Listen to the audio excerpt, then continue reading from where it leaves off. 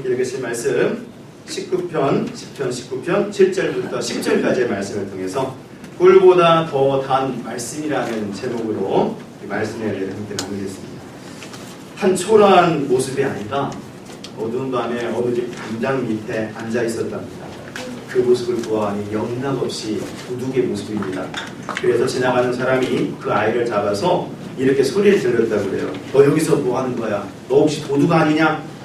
그래 이 아이가 놀라면서 말을 하죠. 네, 저는 부모가 없습니다. 그리고 먼 곳에서 걸어서 이곳까지 왔습니다. 그런데 먹을 것도 없고 춥고 돈도 없고 그래서 이곳에서 잠깐 쉬고 있었을 뿐입니다. 그런데 이렇게 말하는 이 아이의 겉옷을 보니까요, 뭔가 불쑥 튀어나온 것이 있었어요. 그래서 이 사람이 그 물건을 보면서 분명 도둑질을 한 어떤 물건이다. 이 아이는 지금 거짓말을 하고 있다라고 하는 생각을 하면서 이 아이를 꽉 붙잡고 손가락 그 물건을 가리키면서 쿡쿡 찌르면서 물었습니다. 그럼 이건 뭐냐? 이건 도둑질한 물건 아니냐? 그러니까 이 아이가 주머니에서 낡은 작은 성경을 꺼내 보였답니다. 순간 그 사람의 기대는 사라지고 말았고요. 왜냐니까 그 성경은 이 아이가 도둑이 아니라는 것을 증거해 주는 것이었기 때문이겠죠. 하지만 그렇다고 해서 이 아이를 그저 친절하게 대해줄 수만은 없었습니다. 그래서 이렇게 말을 했어요. 네가 도둑은 아닌 것 같다. 그런데 내가 그렇게 어렵다면 그 성경을 내게 팔거라. 그러면 내가 얼마라도 줄 텐데 그것으로 음식을 사 먹으면 되지 않겠냐. 그런데요, 이 아이가 아직 어린 나이였는데도 불구하고요, 성경이 얼마나 중요한지를 알고 있었습니다. 또 성경을 통해서 받은 은혜들을 기억을 하고 있었습니다. 그래서 이 아이가 이렇게 대답을 했다고 그래요. 아저씨, 고맙기는 하지만 난 이 성경을 팔지 않겠습니다. 아니 왜 그러느냐? 넌 지금 몹시 춥고 배고프지 않니? 그러면 이것을 팔면 배부르게 될 텐데. 네, 맞습니다. 하지만 이것은 하나님의 말씀입니다. 그리고 이 말씀은 늘 저에게 나의 부모는 나를 버렸을지언정 하나님께서는 나를 늘 버리지 않는다. 이런 위로를 주었고 늘 힘과 용기를 가지게 했습니다. 그런데 어떻게 이 성경을 팔 수 있겠습니까? 그러자 이 말을 듣고요, 이 사람이 너무나도 부끄러운 마음이 들었다고 합니다. 그 아이의 신앙에 감동을 받은 거죠. 그래서 그 아이를 집으로 데려다가 먹을 것을 먹이고 쉬게 하였다고 합니다. 그리고 그 후에 성경을 더 가까이 하게 되었다는 거예요. 그리고 이 성경을 소중하게 여기며 주님을 바라보며 나아간 이 아이도 하나님께서 잘 인도해 주셨다는 것입니다. 사랑하는 여러분, 오늘은 성서주일입니다. 그리고 또 오늘 대강절 세 번째 주일이기도 하죠. 성탄절을 이제 2주 앞두고 있습니다. 따라서 계속해서 우리는 예수님의 오심을 바라보면서 자기 자신을 점검하고 변화시키며 온전한 마음으로 이 시간들을 보내야 됩니다. 그런데 이 대강절 중간에 우리 오세계 교회는 오늘을 성서주일로 지키고 있습니다. 그래서 이 성서, 곧 성경의 중요성을 깨닫고 성경의 의미를 생각하면서 성경을 우리에게 허락해 주신 하나님께 감사하며 나아가는 겁니다. 사실 그런데요, 여러분 생각해보면 이 성경 참으로 놀랍고 귀한 책이라는 것을 우리가 알 수가 있습니다. 또 얼마나 대단한가라는 것을 우리가 알 수가 있습니다. 그 이유를 우리는 이 성경이 가지고 있는 3가지 기적만을 보더라도, 기적이라고 할 수가 있는데요, 그 3가지 기적만을 살펴보더라도 쉽게 알 수가 있을 거예요. 첫 번째 기적은 무엇인가? 바로 그것은 이 성경은 통일성을 가지고 있습니다.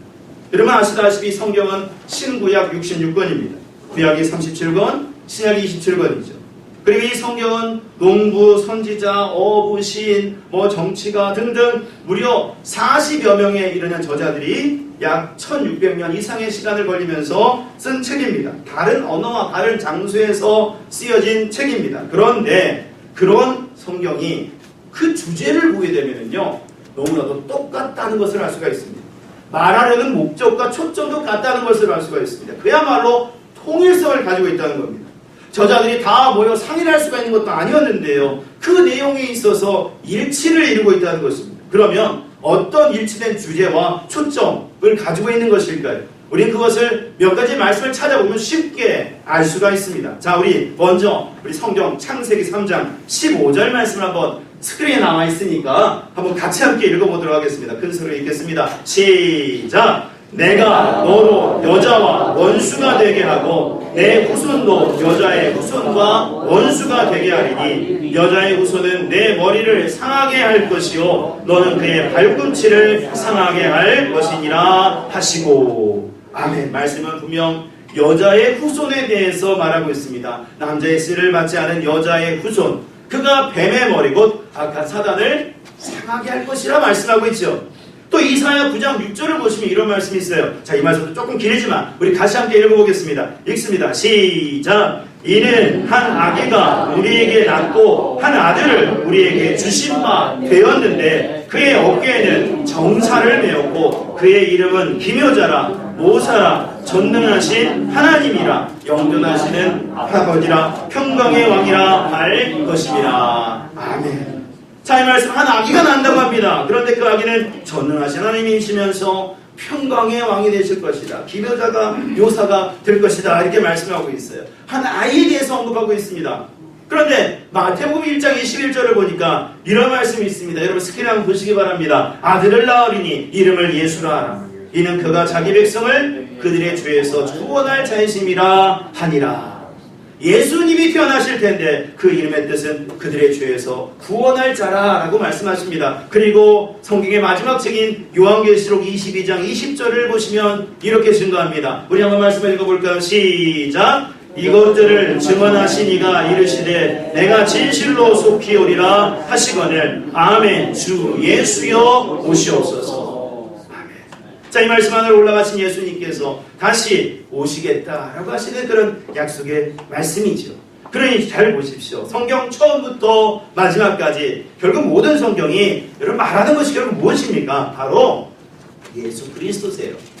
창세기의 저자도 큰 위기 가운데 있었던 이사야 선지자도 예수님의 제자 마태와 또 핍박과 고난 속에서 복음을 전하던 이 요한도 이런 무엇을 말하고 있습니까? 바로 예수님에 대해서 말하고 있죠. 오직 한번 예수님에 대해서 언급하고 있다는 것입니다. 그러니 이 사실 어떻게 이해할 수 있겠습니까? 아무리 짜고 만든다 해도 이렇게 할 수는 없다는 것을 우리가 알면서 놀랍게도 이렇게 통일성을 가지고 있구나. 이 땅에 오신 예수님과 그리고 이 땅에 오실 예수님을 증거하고 있구나 라고 하는 것을 우리가 알 수가 있죠. 이렇게 통일성을 갖고 있습니다. 그런데 이렇게 된다면요 이유가 있어요. 이렇게 될 수밖에 없는 이유가 있습니다. 그것은 바로 뭐냐면 디모데후서 3장 16절을 보니까 이런 말씀이 있어요. 모든 성경은 하나님의 감동으로 된 것으로 라고 말씀합니다. 그러니까 각 시대마다 성령 하나님께서 저자들을 통해 성경을 만들어 가셨다고 볼 수가 있는 거죠. 그러니 성경은 오직 한 가지 주제를 드러낼 수밖에 없는 겁니다. 시대와 환경은 다르지만 결국 한 번을 말할 수밖에 없는 거예요. 그래서 통일성의 기적을 가지고 있다 말할 수가 있는 거죠. 또 성경이 가지고 있는 기적 두 번째는요 바로 그것은 영향력의 기적입니다. 사실 성경은 역사적으로 볼 때 가장 많이 읽히고 팔린 책이라고 볼 수가 있습니다. 그런데 그것뿐만 아니라 이 성경은 얼마나 많은 영향력을 끼쳐가는지 몰라요. 얼마나 많은 변화를 일으켰는지 모릅니다. 국제기도원협회라는 데가 있어요.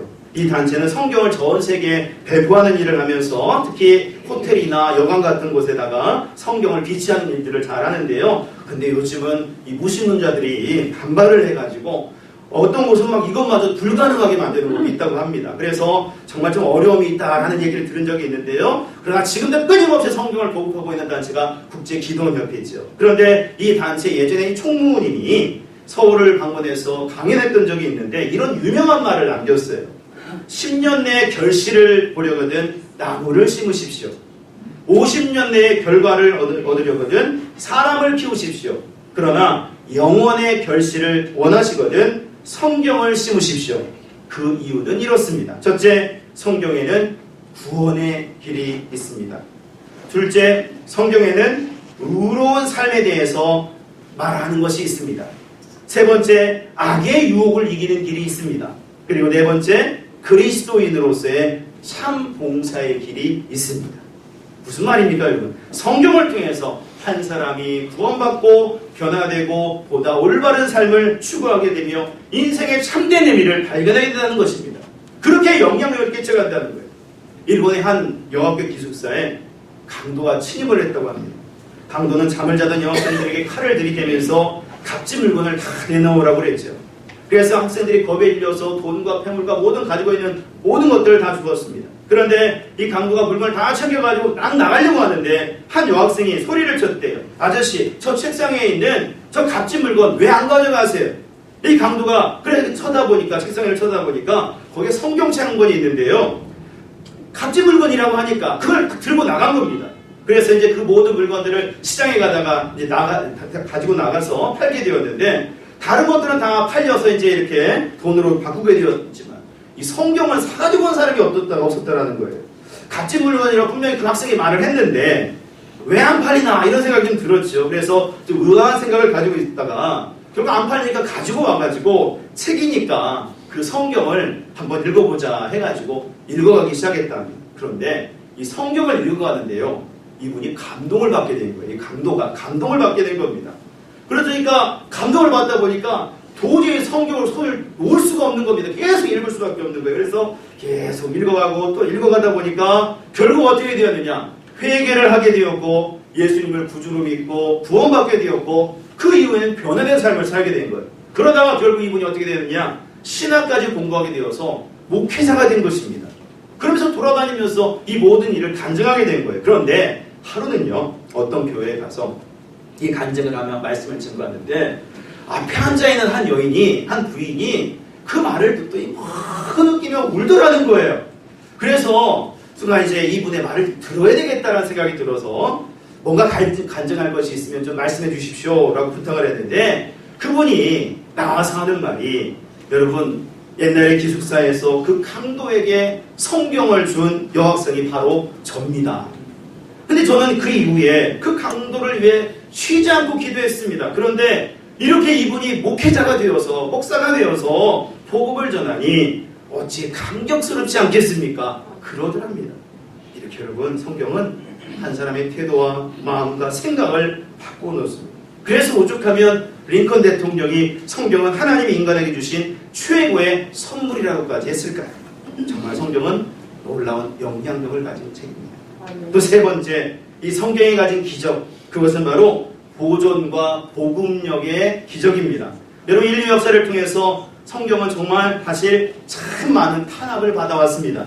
지금이야 우리가 편하게 큰 글씨로 된 성경책을 읽어가면서 이제 우리가 쉽게 구할 수가 있고 읽을 수 있습니다만, 전에는요, 읽고 싶어도 읽을 수가 없었고 갖고 싶어도 갖지 못할 때도 있었습니다. 그 이유는 기독교를 반대하는, 박해하는 사람들이 극심하게 하나님을 믿지 못하도록 그렇게 박해를 해왔기 때문입니다. 그래서 얼마나 많은 성경들이 불태워졌는지 몰라요. 하지만 어떻습니까? 아무리 성경을 태우고 또 태운다 할지라도 성경은 없어지지 않았어요.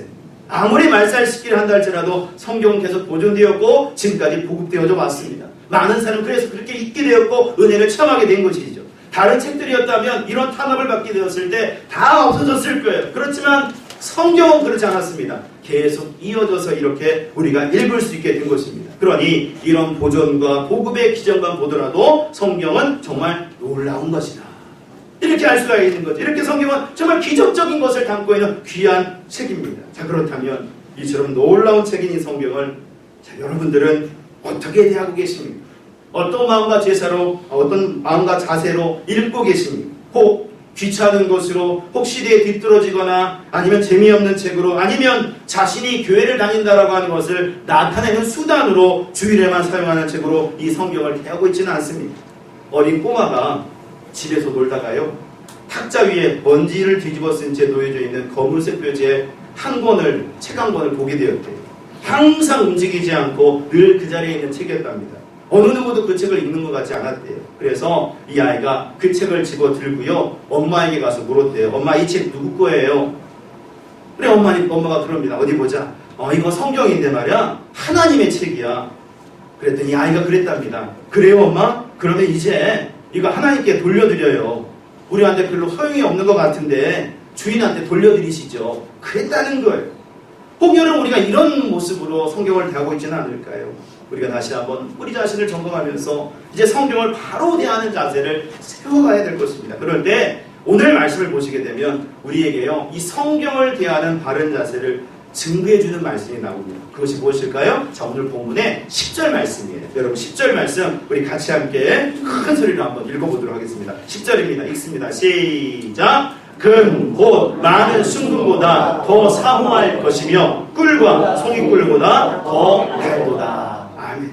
자, 말씀 보니까 20편의 저자인 다윗이 무엇을 말하고 있습니까? 예, 그건 금, 곧 많은 순금보다 더 어떤 것을 사모해야 된다라고 말하고 있습니다. 또 꿀과 송이꿀보다 더 달게 그 어떤 것을 여겨야 된다라고 말합니다. 그럼 여기서 말하고 있는 금보다 더 사모해야 되고 꿀보다도 더 달게 여겨야 될 것이 무엇일까요? 그것을 우리는 오늘 함께 읽으신 말씀 7절부터 9절까지의 말씀을 보시면은 금방 확인할 수가 있어요. 7절을 보십시오. 어떻게 증거합니까? 여호와의 율법은 완전하여. 또 중간 그 이유로 보니까 여호와의 증거는 확실하여. 또 8절을 보시면 여호와의 교훈은 정직하여. 또 중간 그 이유로 보시면 여호와의 계명은 순결하여. 또 9절도 보십시오. 여호와를 경외하는 도는 정결하여. 또 그 뒤를 보시면 여호와의 법도 진실하여.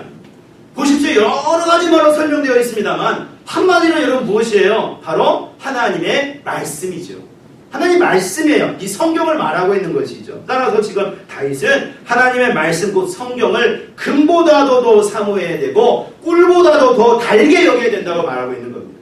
다시 생각해 보세요. 사람에게 있어서 이 금이라는 거 물론 실질적으로 금도 의미하겠지만 돈 같은 것도 다 해당이 될 겁니다. 그럴 때 사실 이 금이라는 게 얼마나 필요하고 중요합니까?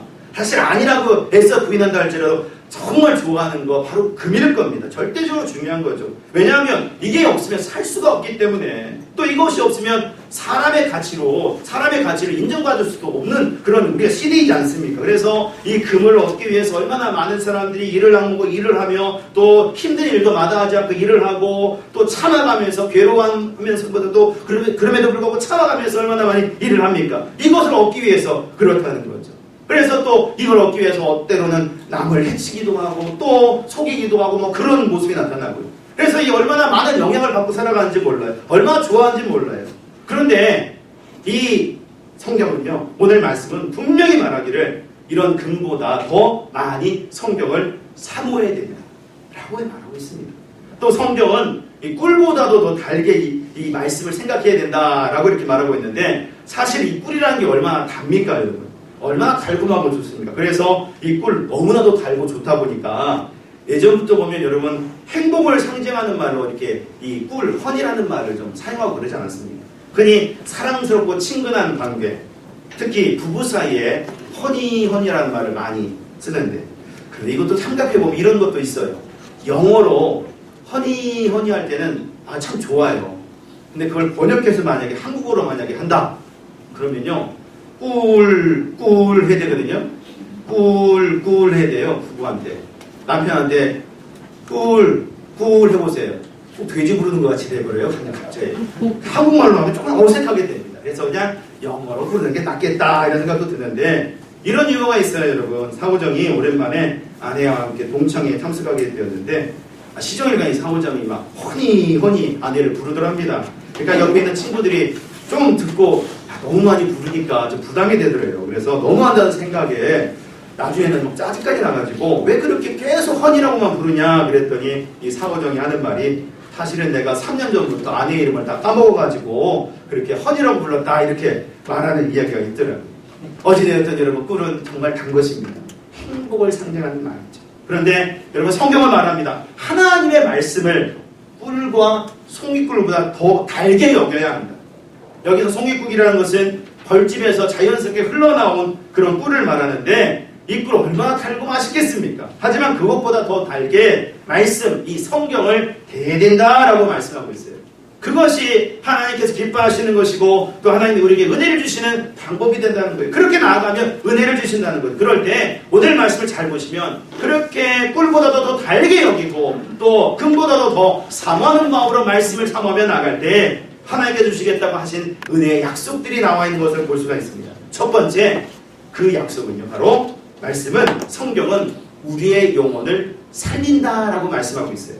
자 오늘 말씀 7절을 한번 여러분 같이 다시 한번 읽어보도록 하겠습니다. 자 7절 함께 읽어보시죠. 시작. 여호와의 율법은 완전하여 영혼을 소성시키며 여호와의 증거는 확실하여 무능한 자를 지혜롭게 하며. 아멘. 자 말씀이 증거하는 바 성경은 여호와의 율법은 우리의 영혼을 살린다고 합니다. 곧 우리를 구원의 길로 인도한다는 거예요. 왜냐하면 성경은 일관되게 예수님을 증거하는데, 그런데 여러분 예수님을 믿을 때 우리가 구원받고 영원한 생명의 길로 가게 된다고 말씀하고 있는 거 아니겠습니까? 그래서 이 사실을 사도 바울도 이렇게 증거를 했던 거 아니겠어요? 디모데후서 3장 15절인데 자, 우리 한번 이 말씀 같이 읽어볼까요? 시작! 또 어려서부터 성경을 알았다니 성경은 능히 너로 하여금 그리스도 예수 안에 있는 믿음으로 말미암아 구원에 이르는 지혜가 있게 하느니라. 아멘. 여러분 생각해 보십시오. 아무리 금이 많고 꿀이 많은들 생명을 잃는다면 무슨 소용이 있겠습니까? 또 아무리 세상에서 잘 살았다 할지라도 결국 지옥에 가버린다면 무슨 소용이 있겠습니까? 그 고통이 얼마나 크겠습니까? 그러나 성경을 읽고 예수님을 영접한 사람은 구원의 은혜를 누린다 말씀하고 있습니다. 그 어떤 것보다도 바꿀 수 없는 은혜를 경험하게 된다라고 말씀하고 있죠. 그래서 금보다도 더 사모해야 된다라고 했던 것이며 꿀보다도 더 달게 여겨야 된다라고 했던 것입니다. 두 번째, 하나님 앞에 그렇게 성경을 사모하며 또 그렇게 달게 여기며 나아갈 때 주시는 은혜라고 볼 수가 있는 것은 오늘 말씀을 통해서 우리가 보게 될 때 성경은 우리를 바른 길로 나가게 만듭니다. 여러분 7절의 뒷부분을 보시게 되면 여호와의 증거는 확실하여 우둔한 자를 지혜롭게 한다고 했는데요. 계속 이어서 여러분 8절 말씀 한번 같이 읽어볼게요. 자, 8절 말씀 읽겠습니다. 시작! 여호와의 교훈은 정직하여 마음을 기쁘게 하고 여호와의 계명은 순결하여 눈을 밝게 하시도다. 자, 보십시오. 성경 우리를 지혜롭게 하고 눈을 밝게 한다고 합니다. 곧 이 말은 무슨 말입니까? 선과 악을 잘 구별해서 하나님 보시기에 좋은 일을 하도록 만든다는 거 아니겠습니까? 그러니 그 결과가 어떻게 돼요? 하나님 베푸신 축복 가운데 거하게 되는 거죠. 왜냐하면 하나님 여러분 분명히 약속하시기를 의인은 높여주시고 악인은 멸하신다고 하셨습니다. 하나님 믿으며 그 뜻을 따라 나가는 자에게는 반드시 복을 주시며 승리하게 하실 거라고 말씀하고 있죠. 그래서 잘 보면 성경에 보시면 여러분 책망의 말씀들도 참 많이 나와 있는 걸 알 수가 있는데 그런 말씀들을 듣게 될 때는요 빨리 돌아오라는 말이거든요. 그래서 하나님 뜻 안에 거하라는 것입니다. 그러니까 잘못된 길로 가지 말고 온전한 길로 가라는 것을 우리가 알 수가 있기 때문에 그렇게 성경 우리를 바른 길로 인도하는 거예요. 그래서 자꾸 성경을 읽다 보면 바른 길로 나가게 되어서 그래서 은혜 가운데 거하게 된다는 겁니다. 하나님의 은혜를 누리게 되니까요. 그래서 이 성경은 금보다도 더 사모해야 되고 꿀보다도 더 달게 여겨야 되는 것이 맞다는 것입니다. 또 세 번째 어떤 은혜가 있을까요? 말씀을 통해서 우리가 생각해 보게 되는 것은 바로 성경은 우리를 기쁘게 만듭니다. 자, 우리 옆에 있는 손잡아 보면서 이렇게 인사하겠습니다. 하나님의 말씀은 우리를 기쁘게 합니다. 시작! 하나님의 말씀은 우리를 기쁘게 합니다. 왜 그럴까요? 자, 8절 말씀 다시 한번 읽어보겠습니다. 8절 함께 읽겠습니다. 시작! 여호와의 교훈은 정직하여 마음을 기쁘게 하고 여호와의 계명은 순결하여 눈을 밝게 하시도다. 아멘. 자, 말씀 보니까 여호와의 교훈은 정직하여 마음을 기쁘게 한다라고 말씀하고 있는데 기쁘게 한다 결국 행복하게 만든다는 거 아니겠습니까? 왜 그렇습니까? 그 이유는 여러분 사실 성경을 보시면 이 성경에는요 우리가 살면서 경험할 수 있는 모든 일들이 다 나와 있습니다. 괴로운 것도 있습니다. 외로운 것도 나와 있습니다. 실패한 것도 나와 있고 좌절되는 것도 있습니다. 누군가의 공격당하는 일들도 있고 괜한 오해와 시기를 당하는 일들도 있습니다. 죄악 때문에 괴로워하는 것들도 나와 있고 실족해서 넘어진 상황들도 나와 있습니다. 무언가 결정하지 못해 힘들어하는 상황도 나와 있고 어떻게 해야 되나 고민되는 일들도 다 나와 있습니다. 우리가 살면서 경험할 수 있는 많은 일들이 다 나와 있어요. 그런데 그때마다 성경은 어떤 것을 제시해 줍니까? 하나님 뜻 안에서 어떻게 나가야 되는지를 말씀해 주고 있어요. 그래서 그걸 보면서 그 제시된 길로 가게 되면 결국 어떻게 됩니까? 하나님이 이끄시는 대로 문제를 해결받고 기뻐하게 되는 거죠. 내 뜻대로 나아가서 또다시 넘어지는 것이 아니라 하나님 뜻 안에서 결국 승리하게 되는 거예요. 모든 상황에 답이 있기 때문에 기뻐하게 되는 겁니다. 그래서요. 지금 다윗은 성경을 금보다 더 사모하고 꿀보다 더 달게 여기라고 했던 겁니다. 우리를 기쁘게 하게 그런 것이죠. 그러므로 이와 같은 은혜를 우리에게 허락하시는 이 하나님의 말씀, 이 성경을 여러분 우리는 더욱더 중요하게 여기면서 더욱더 하나님 말씀을 이 성경을 사모하며 더 달게 여기며 나아가는 우리 모두가 되어야 될 줄로 믿습니다. 그래서 주님이 허락하시는 놀라우신 은혜를 경험하시고 그 이끄심 속에서 늘 승리하시는 저와 여러분들의 삶이 되어지시기를 예수님의 이름으로 축원드립니다.